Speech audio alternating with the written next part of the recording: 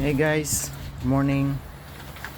Sa lahat pala ng nag-PM sa akin about paano ako nagpunta dito sa New Zealand. Ganda ng araw guys. Oh. Ganda ng panahon. Lakas ng hangin dito sa INC. Di na ako nagbarko. Pinili kong mag land base, which was unplanned. May tayo pa ng pusa dito.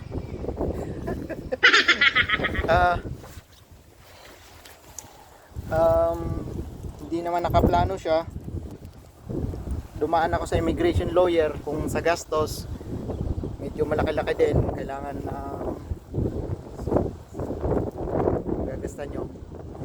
Investment lang yan eh. Kung gusto mong mag-invest para makapunta dito sa land base, ganun talaga. On the way na ako to work, and salamat sa mga kaibigan natin, mga tropa natin sa barko dyan. Kamusta kayo dyan? Lakas ng hangin.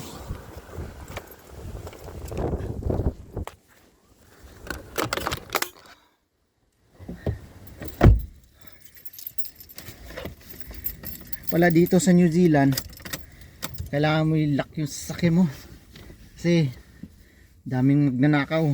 Ito sa akin nakalock. Salamat po sa mga